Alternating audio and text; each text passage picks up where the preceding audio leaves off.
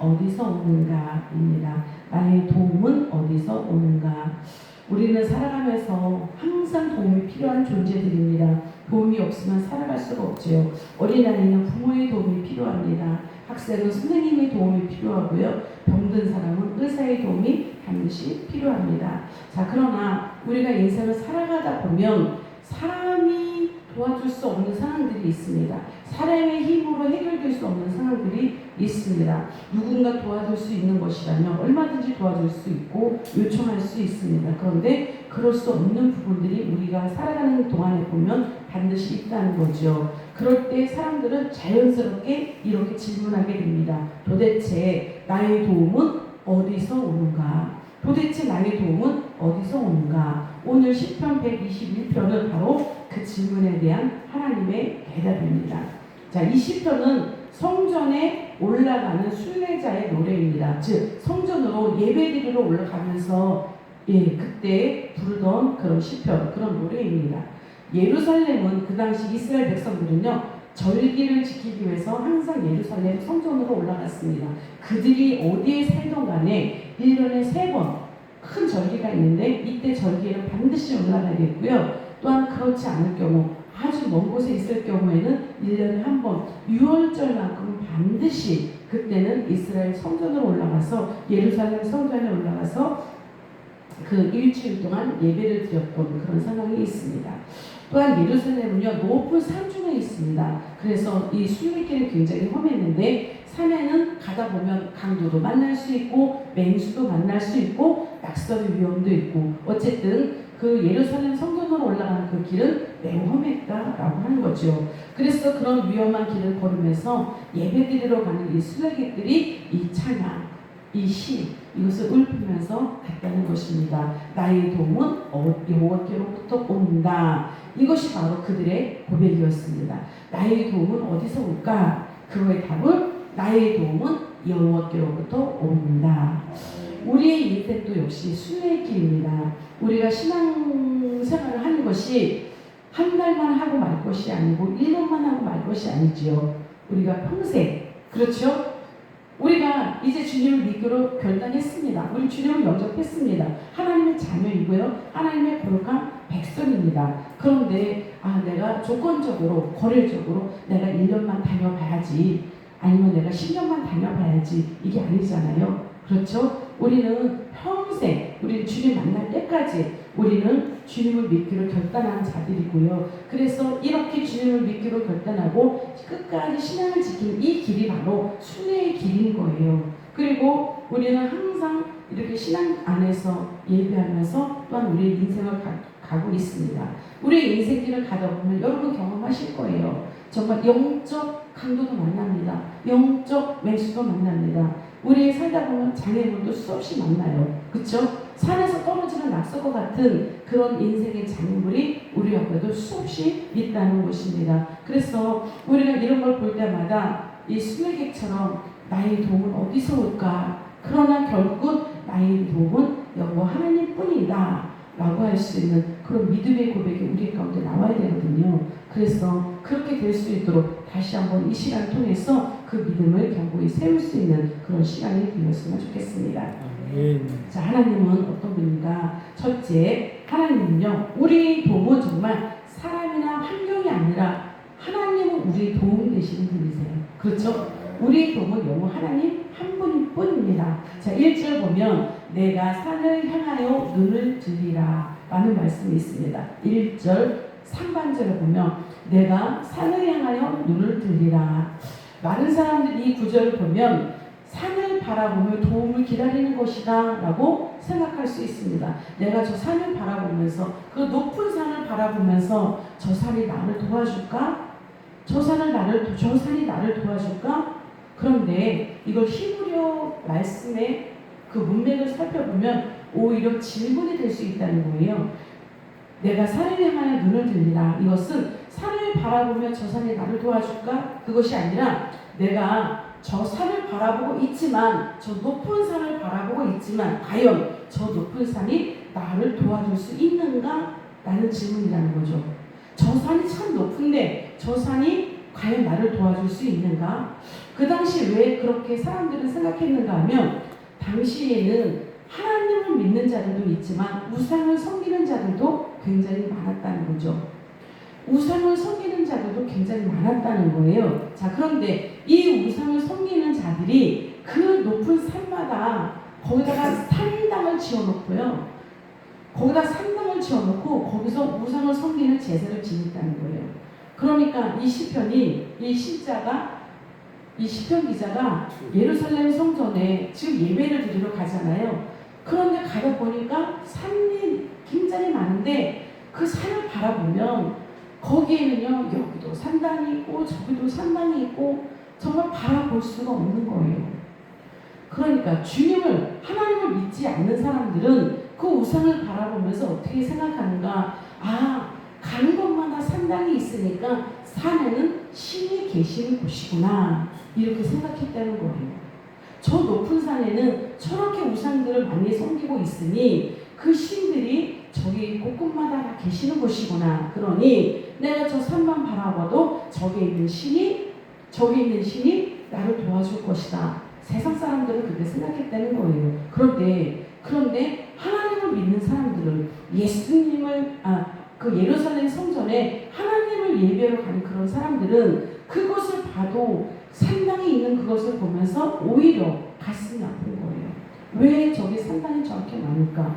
왜 하나님께서 싫어하시는 우상들이 저렇게 많을까? 오직 하나님만이 나의 도움이 되시는데 저런 우상이 왜 그렇게 저렇게 많을까? 오히려 가슴이 아팠다는 것입니다. 그리고 실질적으로 그래요. 아무리 산이 높아도 그곳에 그 우상, 그들이 섬기는 신이 있다 할지라도 그 신은 살아있는 신입니까? 아니죠. 죽어있는 신이에요. 그렇죠? 신이 실제로 있다고 할지라도 그들은 죽어있는 신입니다. 죽어있는 신이 우리 인생을 간섭할 수도 없고요. 그렇죠? 그 신이 우리를 도와줄 수 있는 사람도 아니라는 거예요. 이 시편 기자는 분명하게 고백합니다. 저 높은 산이라 할지라도 저 산을 지으신 분은 누구신가? 하나님이신 거예요. 천지를 지으신 하나님이신 거예요. 그래서 저 산도, 저 산에 있는 신도, 그 어떤 우상도 나의 도움이 될 수 없다. 오직 나에게 도와주실 수 있는 분, 나의 도움이 되시는 분은 천지를 지으신, 그 산도 지으고 나도 지으고 너를 지으신 오직 하나님 한 분뿐이다 라는 것을 그가 고백할 수가 있습니다. 고백하는 걸 볼 수가 있습니다. 그런데 우리가 살다 보면 하나님은 대답이 없으실 때가 있잖아요. 침묵하실 때가 있잖아요. 우리가 하나님께 간절히 기도할 때 하나님께서 바로바로 응답하시는 게 아닐 때도 있죠. 때를 기다리실 때도 있고 어떤 상황을 하나님께서 지켜보실 때도 있거든요. 그래서 우리가 때로는 기도할 때 응답이 바로바로 없으면 어떤 생각이 드는가 하면 하나님이 안 계신가? 하나님 나를 잊으셨는가? 사실 그럴 때가 있어요. 그래서 그 살아계신 하나님께서, 천지를 지으신 하나님께서 바로바로 옆에 계시다는 걸 내가 알고 내가 바로바로 깨달을 수 있으면 그 하나님이 나를 도와주시지 라고 생각을 하는데 때로는 침묵하실 때가 있다는 거죠. 그러면 그때는 정말 저 높은 산이 나를 도와줄까? 라는 생각이 올라올 수도 있다는 거죠. 이 땅에 살아가면서 이 산의 역할을 하는 게 있잖아요. 돈도 산의 역할을 할 수가 있습니다. 나의 능력도, 아니면 저 사람의 능력도, 저 사람이 능력이 있는데 내가 저 사람을 바라보면 저 사람이 나를 도와줄 수 있을 것 같아. 그래서 어떤 인맥이나 어떤 권력이나 어떤 능력이나 어떤 기술이나 어떤 경험이나 이런 것들이 나에게 저 높은 산과 같은 그런 역할을 할 수도 있다는 거예요. 그런데 오늘 본문은 분명하게 말합니다. 그런 것은 실질적으로 나에게는 도구는 될 수 있다는 거죠. 도구. 그러나 궁극적으로 그것이 나에게 도움이 되지는 않는다는 것입니다. 나에게 도움을 주시는 것은 오직 여호와 하나님. 그러므로 우리가 어떤 상황에 있을지라도 높은 산을 바라보지 마셔야 돼요. 영적인 높은 산이 있잖아요. 그렇죠? 우리가 의지할 수 있는 세상의 것이 있습니다. 그것은 우리가 볼 때 영적인 높은 산이다 라고 볼 수 있는 건데 절대로 그것들은 우리가 바라볼 대상이 아닙니다. 우리가 의지할 대상이 아니라는 거예요. 그래서 사람 바라보지 마시고요. 하나님만 꼭 바라보시기를 축원합니다. 네. 그럼 둘째, 그 하나님은 어떤 분이신가? 3절에서 6절 보면 하나님은 졸지도 아니하시고 주무시지도 아니하시고 우리를 지키시는 분인 거예요. 이 시편에서 가장 많이 반복되는 단어가 바로 지키신다라는 것입니다. 6번이나 반복됩니다. 우리 하나님은 지키시는 하나님이세요. 사람은 피곤하면 잠을 잡니다. 부모도 자녀를 사랑하지만 갓난아기를 신생아를 낳아서 그 아기를 지키지만 잠든 사이에는 지킬 수 없어요. 부모도 잠이 오거든요. 피곤합니다. 그런데 하나님은 주무시지도 아니하시고 졸지도 아니하신다는 거예요. 경비원도 교대하죠. 군인도 쉬는 시간이 있습니다. 그런데 우리 하나님은 쉬지 않으십니다. 끝까지 우리를 졸지도 아니하시고 주무시지도 아니하시고 우리를 지키신다라는 것입니다. 이것이 굉장히 큰 위로가 되죠. 우리가 잠들어 있는 그런 상황에서도 그런 밤에도 하나님 침묵하시는 것 같지만 그 가운데서도 하나님은 일하고 계신다는 것입니다. 우리가 눈물을 흘릴 때도 또한 기도하다 지쳤을 때도 하나님은 우리를 지켜보고 계시고 우리를 붙들고 계신다는 거예요. 그러니까 5절 말씀을 보면 이렇게 말씀하십니다. 여호와는 내 그늘이 되십니다. 이스라엘의 광야에는요 그 햇빛이 굉장히 뜨거웠습니다. 그래서 이스라엘 백성들이 출애굽을 할 때 보면 불기둥과 구름기둥으로 인도하셨잖아요. 그것이 기후와도 상관이 있습니다. 밤에는 추워요. 그래서 그 불기둥을 통해서 물론 상징적으로 내가 인도한다 하나님께서 임재하시는 그런 상징이기도 했지만 정말 이 가운데 밤에는 추우니까 불기둥을 세워주시면서 그렇게 온도를 맞춰주시고요. 낮에는 너무 뜨겁습니다. 그러니까 구름기둥으로 세워주셔서 구름으로 그 햇빛을 가려주신 이런 하나님을 그가 경험할 수 있는 거예요. 자, 그러면 우리가 가까운 데서 그늘이 되어주신다면 정말 내 옆에 가까이 계셔야 그늘이 되어주시잖아요. 그렇죠? 파라솔이 난지 그늘을 데워주는데 그 파라솔이 저쪽에 있다면 내가 실제로 그늘에 들어가지 못하는 거잖아요. 그러면 내가 실제로 찾아가지는 못할지라도 하나님께서 내 가까이 계셔주셔서 나의 그늘이 되어주신다는 거예요. 영화나 우리가 그 유튜브 이런 짤을 많이 보면 이런 경우를 제가 봤습니다. 가까운 가족이나 가까운 사람이 이제 어떤 사고나 이런 경우로 인해서 이제 시력을 잃는 경우가 있잖아요.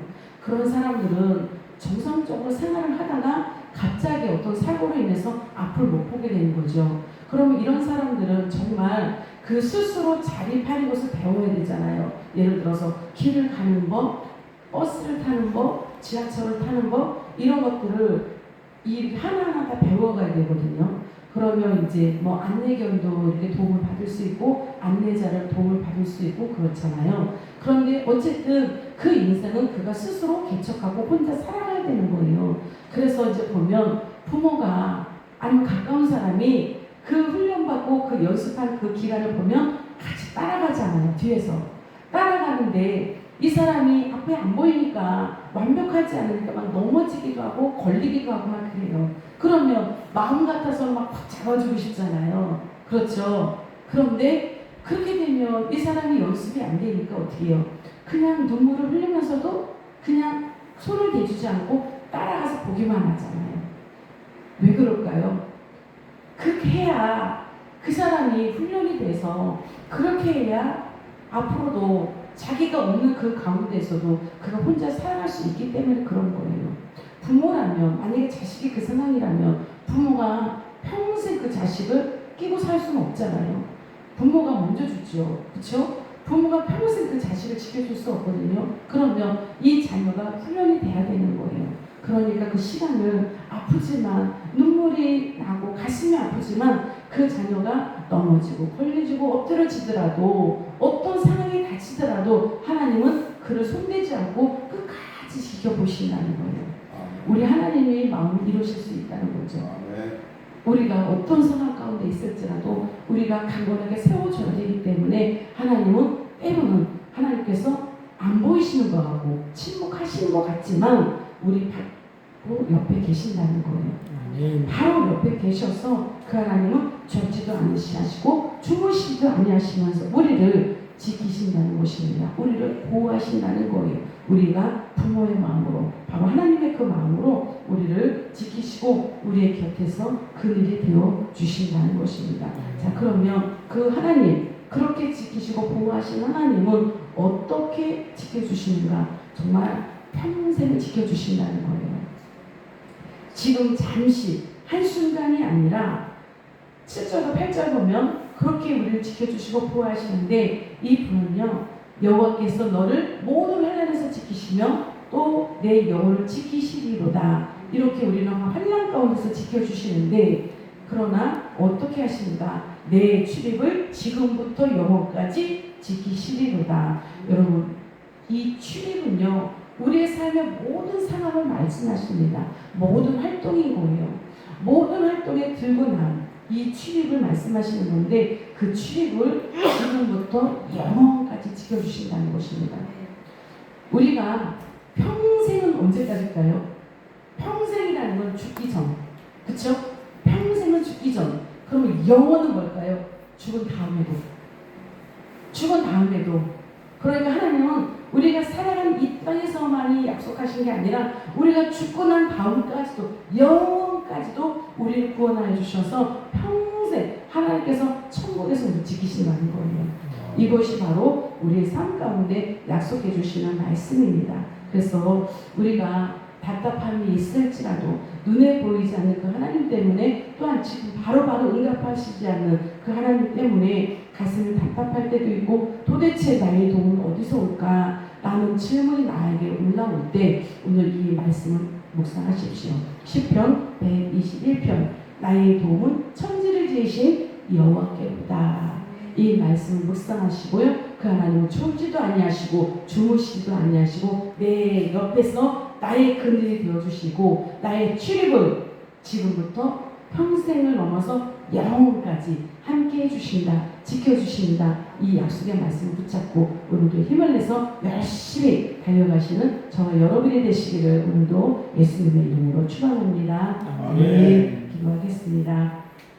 하나님 아버지 감사합니다. 오늘 시편 기자가 또한 순례길 예루살렘 성전에 예배드리러 올라가면서 저 산을 보면서 많은 우상들이 있는 곳을 탄식했습니다. 저것들이 과연 나의 도움이 될까? 우리도 때로는 육적인 것을 바라볼 때가 있습니다. 돈을 바라보고 사람을 바라볼 때가 있고 더 위대하다고 여기는 것을 우리가 바라볼 때가 있습니다. 그러나 능히 도우실 분은 하나님 한 분뿐인 것을 고백합니다. 그 어떤 것도 우리의 도움이 될 수는 없습니다. 도구는 될 수 있으나 끝까지 그것이 나를 지켜주지를 못합니다. 오직 여호와 하나님만이 나를 지켜주시니 오직 그 하나님만 바라볼 수 있게 도와주옵소서. 사람을 바라보거나 사람을 의지하지 않게 하시고 나의 모든 상황을 아시고 나의 모든 형편을 아시고 처지를 아시고 지켜주시는, 그래서 나의 가까운 곳에서 나의 그늘이 되어주시는 그 하나님을 바라보며 나아갈 수 있도록 인도하시고, 그래서 오늘도 힘을 낼 수 있도록 하나님 인도하여 주옵소서. 감사하고 예수님의 이름으로 기도합니다. 아멘.